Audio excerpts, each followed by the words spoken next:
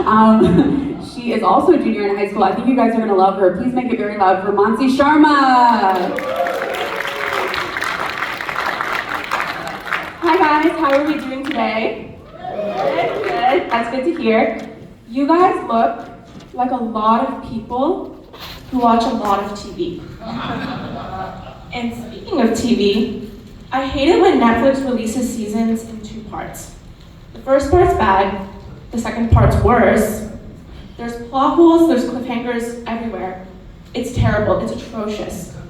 Man, I've gotta stop stealing my neighbor's cable. Anyways, going back to Netflix, I was watching Outer Banks the other day, and I was at the end of season 4, part 1, and then they suddenly revealed that one of the wait, is anyone here watching Outer Banks right now? No? Okay, we gotta improve our taste a little bit, guys. Anyways, I was at the end of season 4, part 1, when they suddenly revealed that one of the main characters is adopted. And he's not actually from the dirt poor family that he was adopted into. He's from a really rich family. Classic Netflix. And so I was watching it, and then I got to the end, and I got to the cliffhanger, and then I had to wait 2 weeks to see if this dude was gonna go into a mental hospital and break out again. That's the gist of the show. That's basically what happens all the time. Anyways, so I was watching Outer Banks, and I get a text from my friend, and she's like, Mansi, have you finished Outer Banks yet? And so going back to the 2-part thing, I don't like it when they release things in 2 parts. I wait a really long time before I start watching the second part.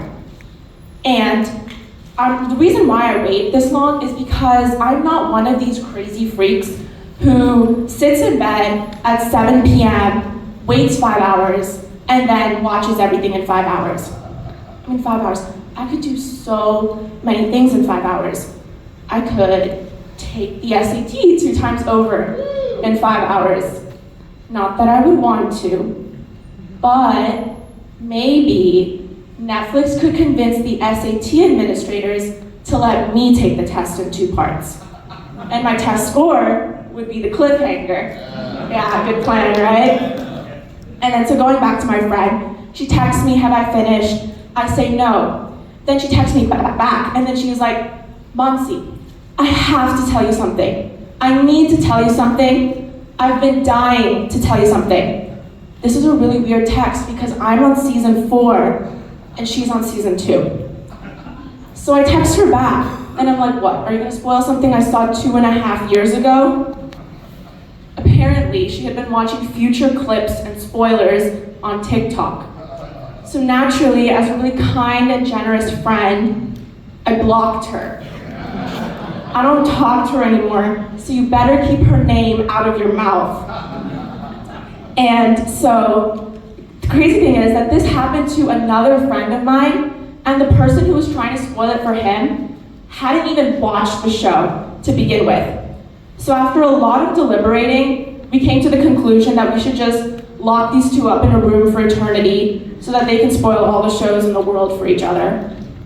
And speaking of TV shows, I like TV shows the way I like my food. For example, if the show Is It Cake was an entree, it would redefine binge-worthy eating.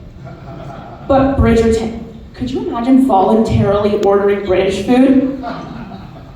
All right, mate, I'll have spotted dick with a side of skinned custard. And for all of you guys making a face, the British people don't even order British food. You go down to London, and it's reverse colonization over there.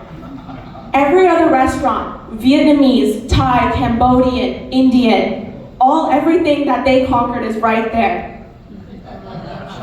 So speaking of food, I'm 7, not right now obviously, and my sister, somewhere over there, she's 3. And on this particular night, my mom was really tired, which is her way of saying, Chipotle night. Chipotle is great. It feeds me and my sister for about a year. But on this particular night, my sister, she was crying, screaming, kicking, throwing a tantrum. I don't know about that. Something about the fact that I hit her. And so my dad is driving, he's right over there, and in classic dad fashion, he's like, don't talk while I'm driving. My mom and I ended up going to the Chipotle alone. My sister, she stayed back with my dad. I remember going into the Chipotle, and I look up at my mom, and I ask her, where's my sister? And my mom looks down at me. I look up to her now. She looks up to me now. But she's looking down at me, and she's like, oh, you don't know? We took her to the police. They're going to investigate her. If they find her guilty, they're going to take her to, they're just going to keep her there for the night. I didn't know what to believe. I did the most thinking I've ever done. And then I look up at her, and then I say, Mom, this is going to cause me a lot of generational trauma. Get ready to pay for my therapy. But no, in reality, I said, wait, I actually liked her. Okay, guys, that's all I had for you. I hope you enjoyed and enjoyed all the other sets. Keep it going for Monty. Keep it going, you guys.